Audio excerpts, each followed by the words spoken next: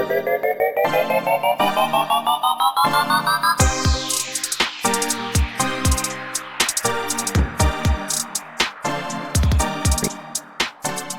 right, it is just me and downtown Stephen Brown today. We are both much happier than we were a couple days ago. Although, did it not feel like even after losing last game that we were fine?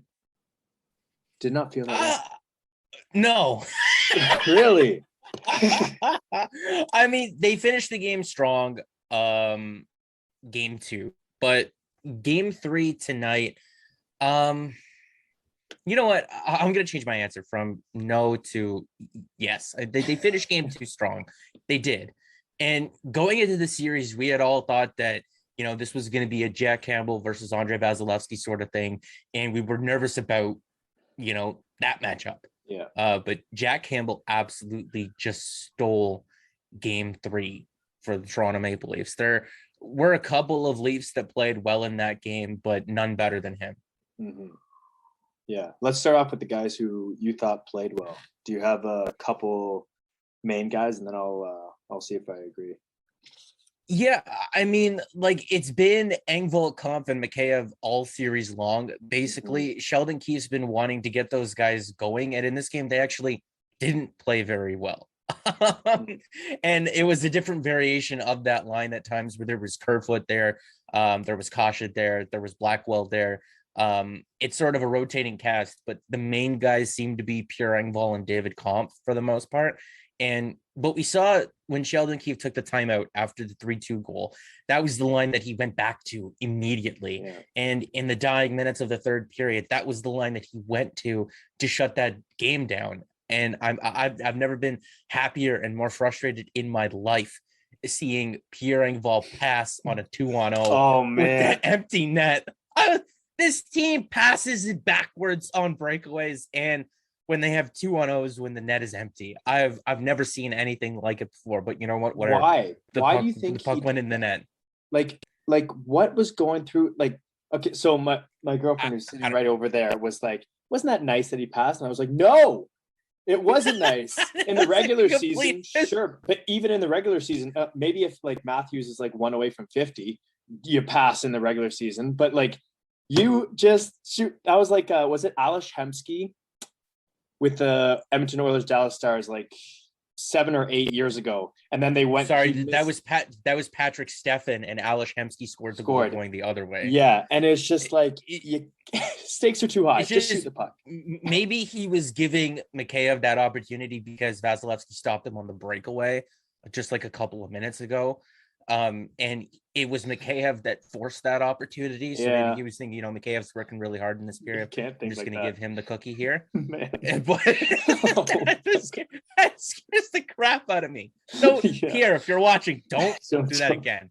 Nobody ever do that again. Yeah. But Mikheyev getting another one after the fact is just hilarious. He's tied for the Maple Leaf goal scoring lead in the playoffs with 2 empty net goals. And that was his first playoff goal, was it not, ever in the National Hockey League? I think it was. I think they mentioned it earlier in the game. There was a lot of hype about him coming out of the bubble, where he was awesome in that little play-in tournament that the Leafs had. Yeah, those were his first 2 goals. So maybe that's what Engvall was thinking there. Has Engvall scored a playoff goal? Just shoot the puck. Yeah. So are you saying that those guys you thought did play well? Because I thought Mikheyev had an awesome game. I thought him specifically. The Leafs got a lot from their depth. And Sheldon Keefe continues to throw the blender out there every once in a while. We saw in the third period, there was an offensive zone draw where Michael Bunting was playing on the fourth line with Pierre Engvall and Jason Spezza. Or it was Bunting, Spezza, and Blackwell playing on that fourth line. And I saw someone on Twitter point out that Michael Bunting's forechecking hasn't been as strong since he came back from injury. And maybe there is something to that, because it was Kerfoot there with Matthews and Marner afterwards. And we'll have to see how that progresses, obviously. But that Matthews line, I don't know if you want to go there just yet. It was not very good tonight. It wasn't very good tonight. I mean, maybe that's because I saw a lot of people getting on the intermission panel, saying like, oh, what's going on with Tampa Bay? Can't believe what's going on with Tampa Bay. But, maybe the Leafs and Jack Campbell were just playing well through different parts of this game. And it's okay to say that. Yeah. And I think it's okay to just say that the line of Anthony Cirelli, Braden Point, and Alex Killorn played awesome tonight, and they shut down Matthews and Marner, which is worrisome because we just got those guys back in the series having really strong game one and a really strong game two. So, yeah, let's talk about that line a little bit, because I want to hear your thoughts about, they obviously didn't play well. And I think Chris Johnson tweeted, I don't know if you saw it, that the Killorn Point Cirelli line has the Matthews assignment, and they're humming along at 13-0 in shot attempts, 10-0 in scoring chances, and 5-0 in high danger chances through 40 minutes. But I wanted to, because I didn't notice any glaring errors by any of the forwards. Did it not seem like they're on the ice with Lyubushkin and Riley a lot, and that Lyubushkin and Riley had a really bad game? Riley and Lyubushkin at one point in this game through two periods had 1.8 expected goals for. It's just, I've never seen that before. It kind of made me pause, and there was different points in the third period where Lyubushkin was being pinned in his own zone and he was looking to get an outlet pass going, but there were options, but just not hitting any of them. Yeah. And it made me nervous. It did. It made me real nervous whenever those guys were on the ice. And for about the 10-minute mark, I was just sitting there with my hands over my head like this, and I did not know what to do. I was just sitting there quietly watching the game. And I don't know, like, for Riley and Lyubushkin, I think that pairing has had enough success together that you could go back to it for a game four, but we saw Sheldon Keefe already make an adjustment with Justin Hall coming into the lineup. I don't think that they would take out Lyubushkin because there was the hit on the David Kampf goal, right? He stepped up, he hit Brandon Hagel. There was a loose puck. Brandon Hagel, clearly a little bit dazed and confused on the play, made a pretty crappy pass, and David Kampf's able to pick that up through the middle with speed and beat Andrei Vasilevsky again. Yeah. Right? I don't see Lyubushkin coming out of the lineup the same way that Liljegren was, but I don't know. What did you think about Justin Hall? I thought Justin Hall played fine, but once again, it's the glaring mistakes that only Justin Hall makes. And it's pinching.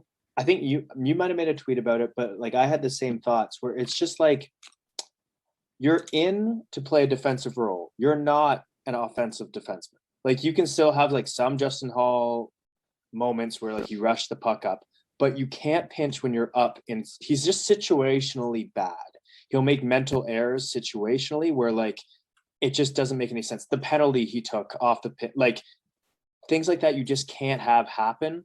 But you also have to think that he's overthinking things a little bit, where this is why I would prefer a Liljegren or a Sandin in the lineup, is because I think that Sandin, if he comes in, Ian and Liljegren haven't made those blatant mistakes, and they have belief in themselves right now. I don't think Justin Hall has belief in himself right now. And in a series like this, I think that's very important.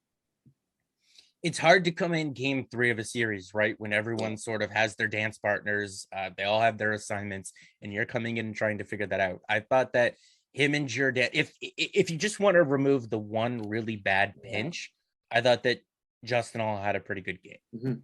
But that's always what it is for him. It's that one really bad back-breaking play. It's the same thing about Jake Gardiner, because the numbers for Mark Giordano and Justin Hall at 5-on-5 were very favorable. Mark Giordano had an awesome game, and I believe he was out there for large portions of the third period, especially with like the 10-minute mark and onwards.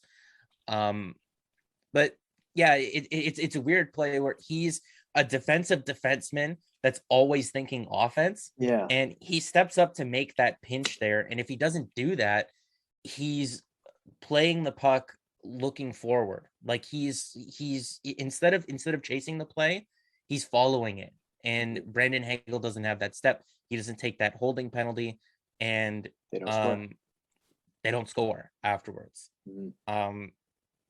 So it's a mixed bag. You want to give the guy a little bit of a leash because he's coming into game three, but at the same time, this is game three.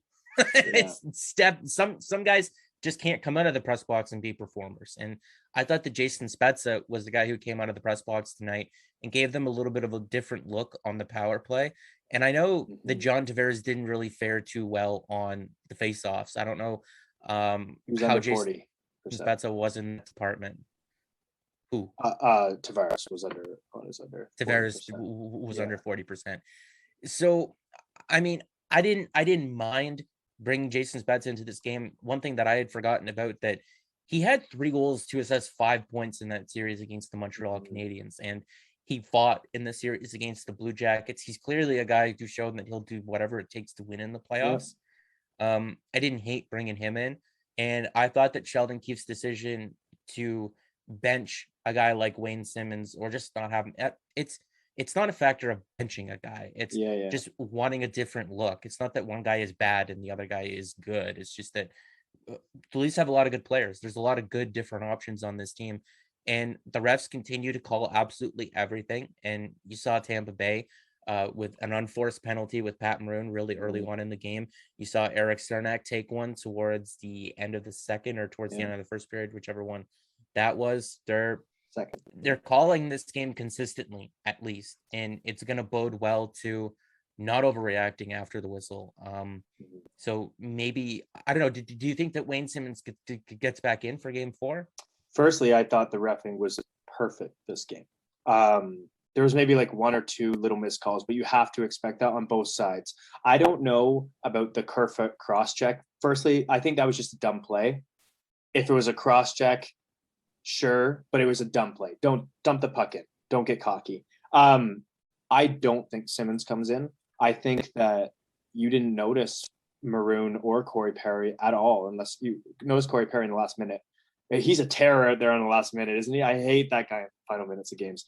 But I don't think you need him right now. That's why I also don't think you can remove Lyubushkin, because I think if you move a guy like Lyubushkin, you almost do have to force that a little bit more, because you've really, like, Muzzin is an old man now. Like, for all my Vikings fans, we were texting during the game, and I was like, he's Ragnar Lothbrok in the 4th and 5th seasons.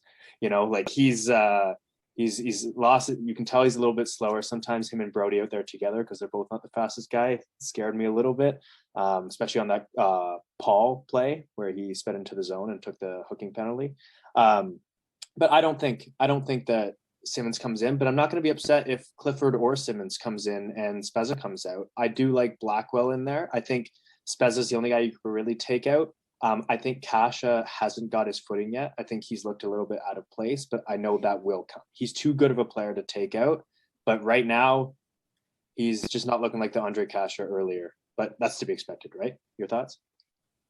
Yeah, I mean, Kasha, playing him on the 4th line there with Colin Blackwell and Wayne Simmons, like they had in game 2. I don't really feel that line has too much of an identity. Sheldon Keefe moves him up in the lineup in this game to play with William Nylander and John Tavares. And I mean, it's another game where John Tavares and William Nylander don't really give you all the time. Yeah. And maybe that is just, you know, they win game 1, they win game 3, they're up 2-1 in the series. If those guys decide to show up in the final games, you're going to get that extra bit of a push that you weren't getting. But we need it now, right? Like the final like 13, 14 minutes of that third period was an absolute slaughter by the Tampa Bay Lightning. And Jack Campbell, like, I can't stress that enough, won the Toronto Maple Leafs that game. He's the 1st, 2nd, and 3rd star. For me, anyway. And that is something that we were cautiously optimistic about prior to the season. Your journalistic brain said that you were a little bit pessimistic with the goalie matchup. I think right now, like, if you look at the goals that we scored on Vasilevsky, none of them that game, granted there was only 3, none of them that game were bad goals he let up. It was just the Leafs getting wide open nets, having good offensive zone pressure. I think we led the offensive zone pressure by double heading into the end of the second period. Like, we were outplaying them, and then the third just gave everyone heart attacks and rose everyone's blood pressure. But for people to say like, oh, Vasilevsky is going to steal a game here and there, he can't stop the puck when it's an open net. And this was one of the games where he made a lot of big saves on our guys, but the goals we scored were just goals that no matter how good a goalie you are, you can't stop. And that's good news, because if we can win games like that, then can he really steal a game if Campbell's going to keep playing like he is? Or even his confidence must be riding high. I was actually thinking, because I'm sure your heart was going just the same as mine, especially in the final 3 minutes, which seemed like 24 hours. And they showed the zoom in on Campbell's face, and he's just looking down at the ice. I was just like, what is going through your head right now? You know, there's 2.5 minutes left. You know, you're going to have to make a few more big saves. Entire Leafs Nation has ulcers right now. Like, the fact that he came out and made those big saves, that's just like, you can't expect anything more from a guy whose mentality is so huge for his success. No, there was the one save on Steven Stamkos that was awesome, right? Yeah. And even on the opportunity where Jake Muzzin got the hook in, I believe Campbell got a pad on that as well. Yeah, I mean, I can't stress it enough. First, second, third star of the game. For him to steal one for the Leafs is absolutely massive, with some question marks going in, right? And just to even go back to mention Lyubushkin again, because you were talking about Vasilevsky, and like there weren't really any bad goals going in. Lyubushkin takes that penalty and he comes out of the penalty box, and there's like a odd man rush going the other way for the Maple Leafs, and he just outweights him and finds Colin Blackwell, and that's awesome. I mean, I know the fancy numbers are gonna say that Lyubushkin got absolutely lit up, and he did, but he was pivotal on 2 Toronto Maple Leaf goals tonight. Yeah. So I think that he maintains his spot with Morgan Riley in the lineup there. I don't know, like, what do you think, if any, adjustments they need to make for game 4? Because I thought that they came out really heavy in the first period, and they played an awesome first period. But they seem to be almost tired, as they were either tired or the Lightning found an extra gear. They looked tired at times in shifts. Definitely agree. Mikheyev was the one who did not look tired at any point through that game. That guy's speed is absolutely crazy. But yeah, I noticed it with the Matthews line. Matthews was making some uncharacteristic losing puck battles. The one thing about him, that this is why I think he's the best player in the league, is because defensive zone, offensive zone, he doesn't lose puck battles. And tonight it was like 50-50 almost. He was falling a little bit. It just seemed like he was off, like something was going on with them. And that brings us, because we haven't talked about him too much, is to Tavares and Nylander. The only changes I would make is, like, you just got to lock him in a room for a little bit with I don't know, with like some who's that motivational speaker, like someone who's going to hype those guys, because I don't know what's going wrong. I don't know if maybe they have an injury. I don't know if Nylander's still feeling the effects of food poisoning or whatever. Do you, because maybe Michael Bunting's not at 100%, can't forecheck the same way to bring that intensity on that top line, do you think of maybe going with the all-star line for game 4, bringing John Tavares up with Austin Matthews and Mitch Marner, and letting Alex Kerfoot center a line with William Nylander? I actually brought that up to Din, and Din shot me down, but I definitely think Din shot you down? I know. Wow. Well, who would have thought? No, his point was that you shouldn't have to light a fire in Tavares' ass. But yes, you really agreed. Shouldn't. You shouldn't, but you might have to, right? Like, you obviously, might have to. Yeah. You can't afford to continue getting nothing from that line. Nothing. And it's just like, I don't care what combination you have to throw together to make it work. I really don't. The Maple Leafs need more than one scoring line in these playoffs. And they got it with the depth scoring tonight, but that's not going to be something that they can lean on every game. And I think a lot of people are really ripping into John Tavares tonight. He had the face-offs through game 1 and 2, didn't have them this time, lost some really key pivotal draws in that third period, especially late in the last 10 minutes or so. I'm really looking for him to have a strong game 4. I don't know if Sheldon Keefe goes back to the all-star line. We saw it in the playoffs against the Blue Jackets, and they dominated when those guys were out there. Yeah. It was just, there really wasn't much else after that.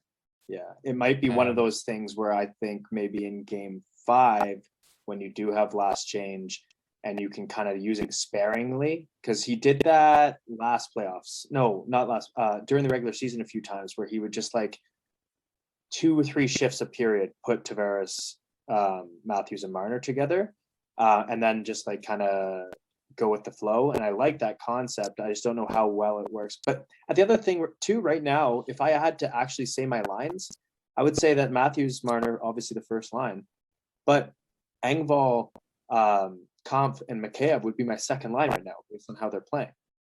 So it was actually the variation with Kerfoot there instead of Mikheyev tonight that really performed well. But yeah, that has been the second line for the Toronto Maple Leafs in this series. It's been the second most effective line anyway. And it's like I'm not advocating for them to go to the All-Star line. I'm not saying that they should do that. I'm just throwing it out there as an idea, right? Mm-hmm. Because we tried Tavares with Mikheyev and Kerfoot, hasn't worked. We've tried him with Kasha there, hasn't worked. We've tried him with Nylander there, hasn't worked.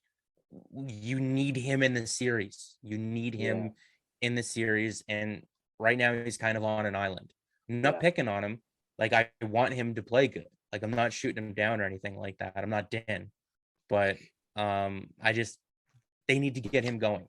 Yeah. And it's actually an interesting shift because the power play in this game wasn't particularly effective. Mm-hmm.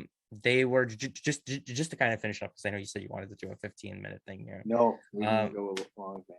Let's do it. A little bit longer? All right. Yeah. I got some more stuff to talk about. The Leafs went 1 for 5 on the power play tonight. And throughout this series, the Lightning have really honed in on Austin Matthews. There hasn't been much available up high to the Maple Leafs, and there hasn't been much available in the middle either. They really need to work on getting the puck down low and working down plane. And towards the end of a power play that they had, like middle of the second period, they moved Marner behind the net. Mm-hmm. And Marner had a pass out in front to John Tavares where he absolutely wired a puck from like the hash marks, and he just missed. He just missed the top corner. And him and Marner have connected on a few goals over the last couple of seasons like that on the power play. I wonder if that's something that we see in game 4, where Mitch Marner moves behind the net, gets to see the entire offensive zone, and makes some creative plays with the puck. And that kind of changes the vision or the look of that power play. Yeah, it also gives Willie on the sideboards a little bit more puck possession, which he is really good at. Like, him and Marner in terms of like playmaking isn't too far off. So like having him a little bit more engaged and letting Marner be able to see that, I do like that concept. Jason Spezza there, that's another reason that I like him in, is just because he provides, and unless you're going to bring in Rasmus Sandin to be your second defenseman with Giordano on that unit, like that second unit was almost more dangerous than the first tonight. And they were playing like a minute after the first power play unit kind of seemed to waver in the first couple. Even though the first one they played the full 2 minutes, but they were good on that power play. They were. There was a lot of shots directed towards the net. There was a lot of scoring opportunities. There was a lot of puck recoveries as well, where they got it back and they were able to cycle the puck again. But yeah, just that simple change of moving Mitch Marner from being like a quarterback to down low should move the Tampa Bay Lightning players a little bit lower in the zone, open some space up high, and maybe allow Austin Matthews to get lost, where he just kind of floats in and finds himself with a pass that he can just wire on Vasilevsky. Because I feel like the shots that he's taking right now on the power play, he's almost too far away to beat him unless there's a rebound out in front and someone bangs it in. He's not going to beat him there, because there just isn't that cross-seam pass that the Lightning are giving the Leafs. Yeah, and also like, Vasilevsky's pads are way too big from a bad angle to be able to score unless you're incredibly lucky, right? So he definitely needs a little bit better options. And that's another thing to get Tavares going, is I'm not noticing too much net front presence on the power play, which has always been interesting, because you do want your 5 best offensive players on the ice at the same time. But if you're not going to get any real like bodies in front of Vasilevsky, you need to get bodies in front of him. And is John Tavares the best guy, the best temperament guy, the biggest guy that you can kind of put there? Or do you almost want to even out the 2 power play lines a little bit and get a little bit of a bigger net front presence, maybe like a, I know Bunting is, but he's willing to go there. An Andre Kasha, like guys that can maybe give a little bit more room to other guys, have them collapse in because they know that they're going to need automatically. Tampa's going to need a body to push out whoever's in front of the net, because John Tavares kind of plays a little bit more in the high slot, and I mean Riley's not really a shooting threat, so you've lost a lot of options. They kind of know it's going to go to Mitch or to Matthews. I think if John Tavares is not playing in front of the net, I think that's a missed opportunity. Most of the offense that he generates is tips right in front of the net. It's they're tips in front, or he's just battling for position. And the thing that I've noticed this season is that there hasn't been very many penalties called in favor of John Tavares, like very many infractions committed against him. But if you watch the games, it's a complete like assault in front of the net. Yeah. Basically, when he is there. I mean, it's a thing where you need to get him going. That's where he generates his offense. So I wouldn't move him from there. But if you're going to move Mitch Marner behind the goal line, like I said, it allows him to maybe roam a little bit from the front of the net to the hash marks, or at least face the other way, right? And battle from that way, to where you don't have to where the shot is coming in from the point. You don't have to track the shot for a tip and then turn around and find the rebound. You're already facing towards that, where if the rebound is there, you can just kind of tap it home. Yeah. And they used to do that in the old days with like the Darcy Tucker, Matt Sundin power play unit. They always had, I forget who it was always behind the net, but that was the old power play structure. And obviously it worked amazingly until people figured out they're just going to pass Darcy Tucker across the crease. But I wanted to just bring up something I was thinking about from last season. The line that was best for the Toronto Maple Leafs last playoffs was Alex Kerfoot and William Nylander and Galchenyuk, whoever you want to put on that wing. But that line was amazing. You could potentially, if you wanted to go to that all-star line, because you're not getting anything from your second, you could put anybody with Kerfoot and Nylander, and Kasha's a good bet. Bunting. It could be Bunting. Could be Bunting. Yeah, exactly. Bunting's a better Galchenyuk, and those guys obviously work together. You don't have to play them against the top competition because you have the third line and the first line, especially with the home change. Tampa's going to put the point line against Matthews and Marner. So I think that could be a very good option. Obviously, Keefe isn't going to watch this, and Keefe knows more than me and you, but I would not be upset if the lines looked like that starting next game. Or even if you don't start it that way so they can't prepare for it, but it goes straight to it pretty early. The thing that's most frustrating about whatever line John Tavares or William Nylander are playing on, I mean, Nylander did have food poisoning before game one, and you mentioned it a little bit earlier on. Maybe he's still feeling the effects of that, but Matthews tonight drew Victor Hedman and Eric Cernak, and they kind of shut down that line. But if the Matthews line draws Hedman and Cernak, that should free up other guys to be able to push the pace a little bit. It's John Tavares not really generating a whole ton. It's William Nylander not really generating a whole ton in secondary matchups.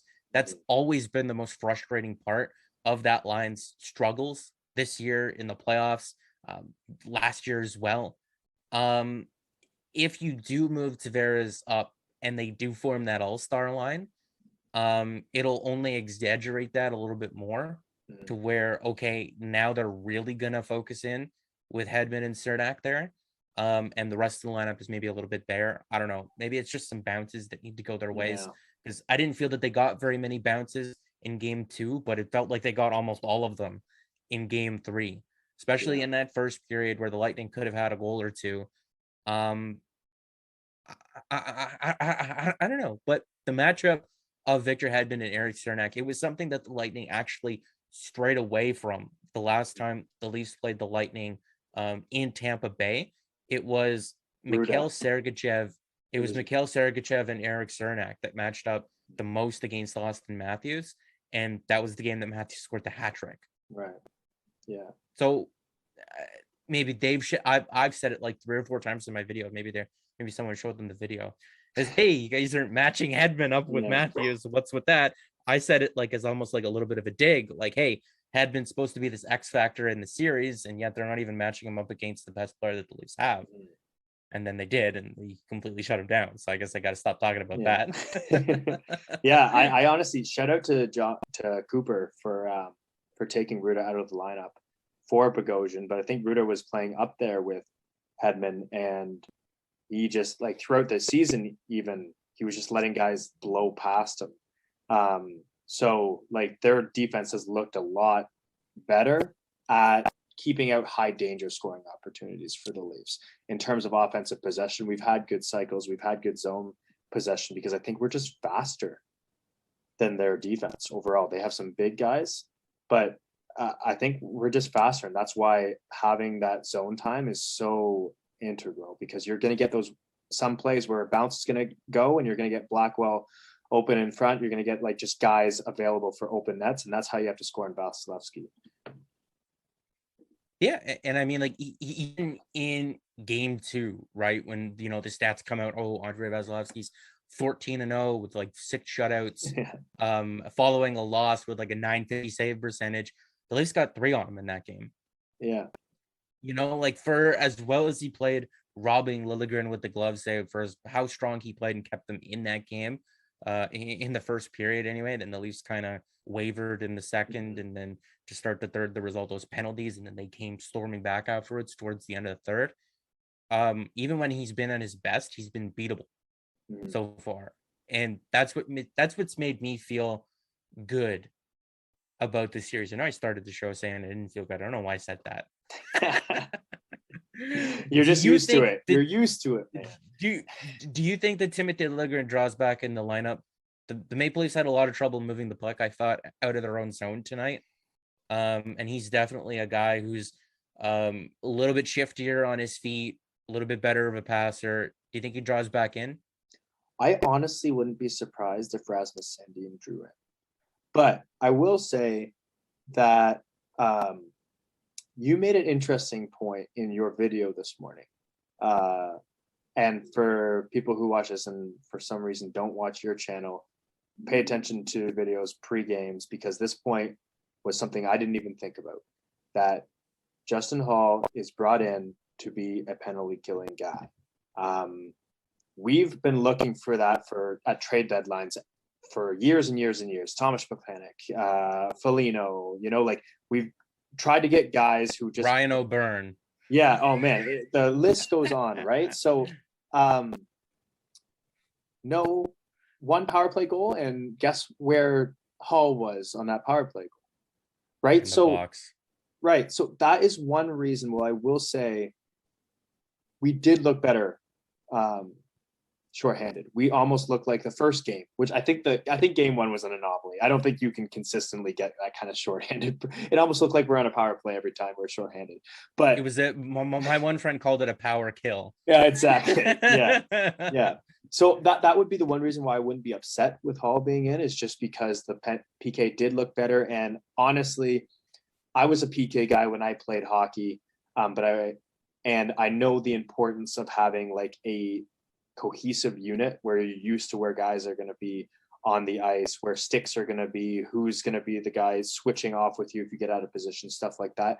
And I do think that they have more experience with Hall in that position. And I think if there's one way the Tampa Bay Lightning are going to beat us, as game 2 showed, it's going to be on the power play, because a 5-on-5 right now, taking out the third period of this game, we are the better team.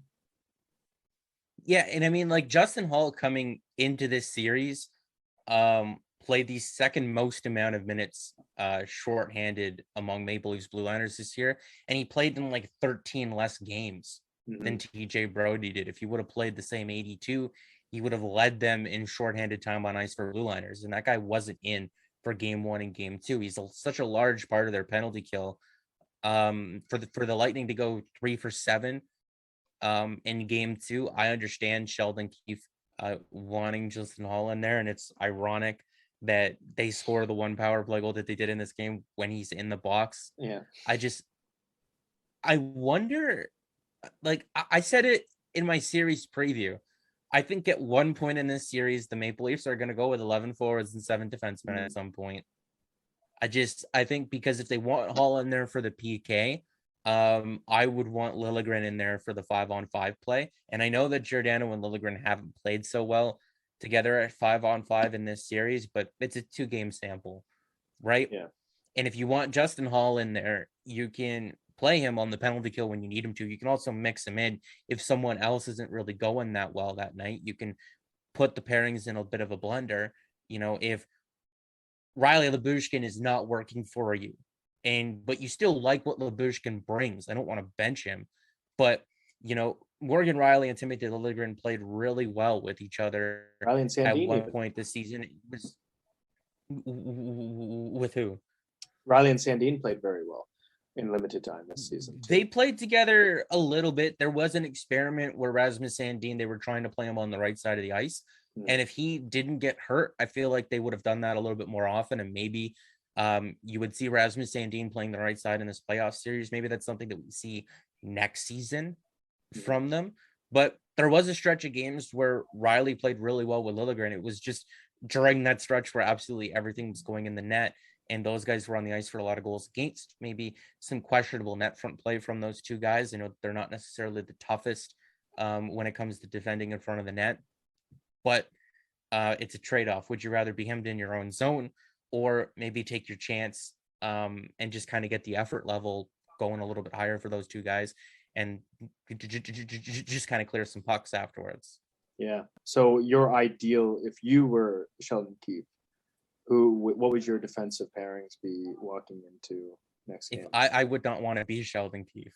That sounds like way too much pressure. I mean, I know in my videos I make suggestions and I say certain things about the lineup combinations and stuff like that. I feel like I said, I feel like at some point they will go to 11-7, just because I like the potential of, hey, this guy's not going so well tonight. All right, we can dial back his minutes. But if we need him situationally, we can throw him in there. The Maple Leafs are deeper on their blue line than they are up front this year. Yeah. Wow, and what a sentence, say. We haven't been able to say that. Ever. I don't think ever. Like even those teams that were awesome in the 90s lacked defense. Yeah. It's just the thing where if one guy's not going so well, you have another guy that could take his place and you can still play the other guy situationally. Or Jake Muzzin takes a slap shot off the hand and you can give him 5 minutes or so. You can skip a shift. I don't know if they do it because it does mess up the continuity of things. They don't want to burn out guys. Like that would require playing the first two lines a lot more. Mm-hmm. And if Tavares gets going, I could see them going with 11-7. Yeah. But because if you go with 11-7, you shorten your bench up front. Now you need more from John Tavares. And if he's not giving it to you already, then it's going to become a problem. If they can get more from John Tavares, I think they go with 11-7 for that reason, that you can keep Timothy Liljegren in the lineup or even Rasmus Sandin in the lineup, because I like what those guys bring. Those are two really good players that just have in the press box. We all forget, I think not all of us, but I think a lot of people forget how good Rasmus Sandin is. Like everybody forgets just the puck goes into the Maple Leaf zone. He goes around the back of the net to pick it up. He does a couple of shoulder checks and makes the absolute perfect pass to get it out of the net. I was saying in my videos at one point, I seen him in a game. He skated behind the net to pick up a puck, and then someone put some pressure on him and hit him. And he was falling over, but he still managed to get the puck out to a Maple Leafs forward along the board so that they can skate it out of the zone. That's the type of guy that Rasmus Sandin is. And if you're looking at the final 10 minutes of this game, the Maple Leafs got hemmed in a lot. So I think one of Sandin or Liljegren need to be back in for game 4. I'm going to say that. And I would more ideally for next series do the 11-7 because probably going to be Florida Panthers. And that's a team where you want all hands on deck defensively because they're just going to come in waves and waves. And you get a 5-goal lead, you need some defense because it's never safe with those guys. I just don't know against Tampa how much. But I was watching that Florida-Washington series, and I was watching game 2 where the Panthers had a really large lead.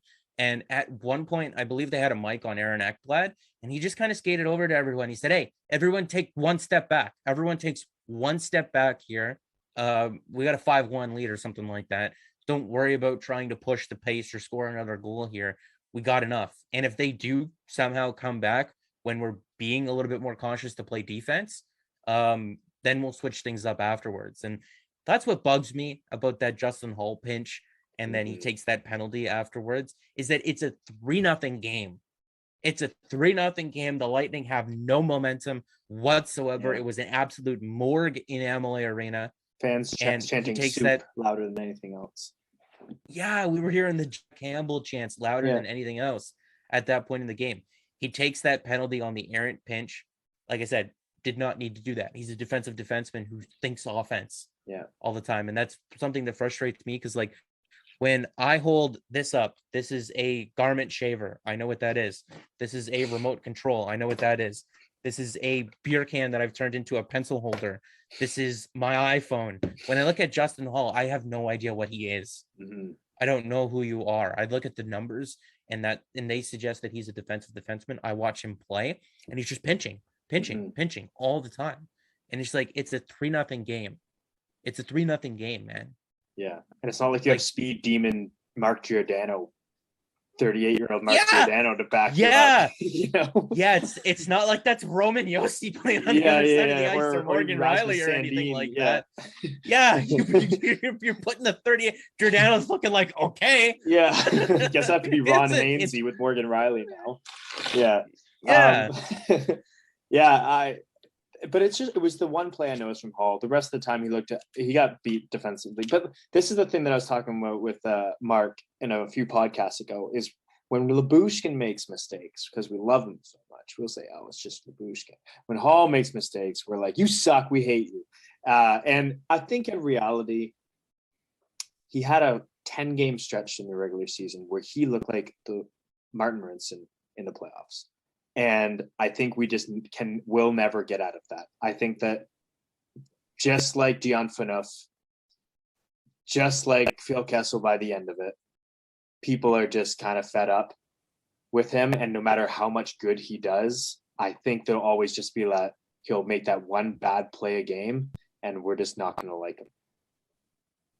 Yeah, I mean, the rest of the time he was completely fine. Yeah, exactly. And if you were to plot his game score from this year on a graph, just he played 69 games this year. Nice. If you were to plot all 69 points on a graph of all the game score, you would see mountain climbs and then, oh my God, what the hell happened? Mm-hmm. And then mountain climbing back up and then, oh my God, what the hell happened? Yeah. And it depends. If he's playing Connor McDavid, mountain. Plays third line full center. Steam ahead. Full steam ahead. Right down to the bottom again. Yeah. And it's just you never know when you're going to catch him on that upswing. If they catch him on the upswing, that's another guy that you had in the press box for game 1 or 2 that can be a real stable contributor in the series. But it's, again, the difference between him and Lyubushkin is I feel like you know what you're getting. You know what your expectations are. Yeah, I would not expect Lyubushkin to shut down Connor McDavid, but we watched Justin Hall do it with Jake Muzzin last year multiple times. Yeah. Right. He set the bar a little bit higher for himself, and he's just not that guy. He's a number 4, a number 5, probably a number 6. And for the Leafs right now, he's their number 7. Yeah. So that speaks to the depth that they have. And like we said in this game, Riley Lyubushkin were having a tough game. Jake Muzzin and TJ Brody have been awesome so far in this series, especially in games 1 and 2. They had an okay game in game 3. It was more so just the third period that was kind of tough for them. But again, Giordano and Hall pick up the slack, other than just that one play. It feels like the Maple Leafs have 3 second pairs. Yeah. Almost. Yeah. And if all 3 of them are rolling, they're going to be unstoppable. If 2 of them are going, it's going to be a good game. And if only one of them are, they could survive, like we saw in this one with a good performance from Jack Campbell. Mm-hmm. Yeah. So do you have any fan predictions for game 4 in terms of how we? I think they win game 4. I do too. I think they win game 4. I think William Nylander has a goal. I think John Tavares has a goal. I think they throw the monkeys off their back in that one. I think that Matthews and Marner, those are star players. Yeah. And Anthony Cirelli, Braden Point, Alex Gallant, no disrespect to them. Those are really good players as well, but they're not stars. Maybe Braden Point. In the playoffs especially. And then Point, especially in the playoffs. Cirelli, underrated. Alex Gallant, underrated. Those are really good players. Yeah. But they're not superstars. Yeah. And superstar players find a way. You know, and I really hope that Matthews and Marner. Yep. Superstar or the Columbus Blue Jackets. Yeah. Generally, superstar players find a way. Yeah. And that's what those two guys are. And I hope that they're looking at the stat line tonight, being like, we get dominated by who? You know, I thought we put that past us. You know, we played so well in game 1 and 2. But the Lightning really are throwing everything they got at them. And we beat them that also without our stars, without any of the top 4 stars on this team playing better than average. They got almost nothing from like those that guys is at 5-on-5. Crazy. That's why this is a gift. This is a gift. This game was an absolute gift. Yeah. And if they waste it, we're gonna look back at this as a turning point, really. Yeah. But I think that we get a goal from John Tavares. Like I said, I think we get a goal from William Nylander as well. I think one of them scores at 5-on-5 and the other scores on the power. Nice. I'm gonna say that. All right. I'm gonna say that. William Nylander went on a little bit of a heater to end the year where everything was going in for him on the power play. I think Willie gets the power play goal. Tavares gets the 5-on-5 goal. Just a real greasy, dirty one. That's what he needs. Really, just a real where he like grabs the C on his where he grabs the C on his chest. Could you imagine? You know, like how that, out like of character that kind of would greasy. be. I could not imagine him doing that. You'd need someone else to do it for him. At this point. Yeah, someone like walks up to him and like gives him a little bit of a shove after the goal. Yeah. With someone on the Leafs to like fire him up. Yeah. But I think that those two guys score, and I think that Matthews and Marner come back and find a way to solve that line. I don't know if it's with bunting there. I don't know. You were always going to have to monitor that situation. And I mean, I don't want to crap on the guy. He scored last game. Yeah. And he's been all right. I didn't think that he was bad in this game as well. He just doesn't look like himself. Mm-hmm. He doesn't look like earlier in the season when those guys were going, he looked like almost like a Brad Marchand, dare I say it, in terms of his skill. He was on par with those guys almost. He was so confident in his skating. Yeah. Like he was really digging in there and really like he was matching a guy like Mitch Marner almost. Mm-hmm. He was matching the intensity. Like when Michael Bunting really got going, even like off the rush or in the offensive zone, when he really got going with his skating, you're like, something's going to happen. Yeah. Like when he starts skating with the puck. But I didn't see that tonight in this game. Hopefully it's not the knee. Hopefully it's not. Hopefully it was just an off night. You know, like it is the thing where he didn't play to end the season and you throw him back into a really intense playoff series. Maybe just a little against bit Victor Hedman. Yeah. Like maybe he's just a little bit sore and we're over exaggerating because we're nervous. Yeah. So we'll see. I mean, the Leafs won, the Lightning won, the Leafs won. Your move, John Cooper. Yeah. Well, apparently, he'll definitely say that his team played bad. It wasn't really the Leafs playing good. Yeah, I don't know how he's going to frame that in this. Yeah, really. Say Jack Campbell stole it, which he wouldn't be completely wrong about. I think that I just think we've been the better team every single game, even in our loss. So I think that it would be so cool to win our first round in 18 years at home in front of the fans who, dare I say it, have been the best fans I have seen since I can remember.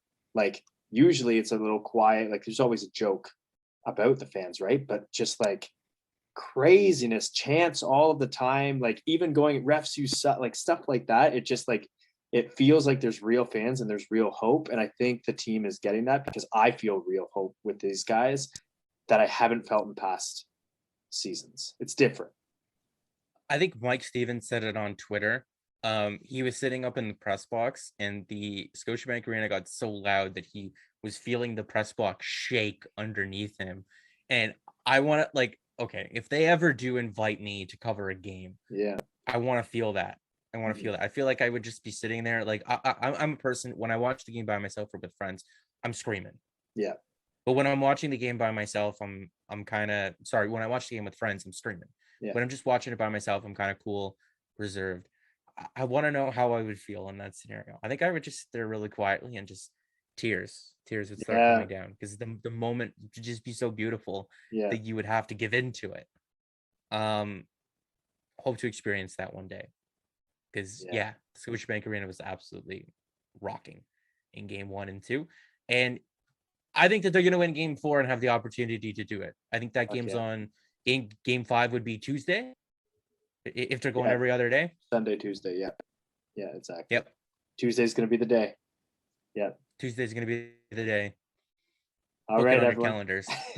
That's it for us. Thanks again for coming on. Once again, check out Downtown's channel if you haven't already for all the interesting stuff about pre-games, lineup changes, and stuff like that. It'll be interesting to see how much of what we talked about here ends up happening.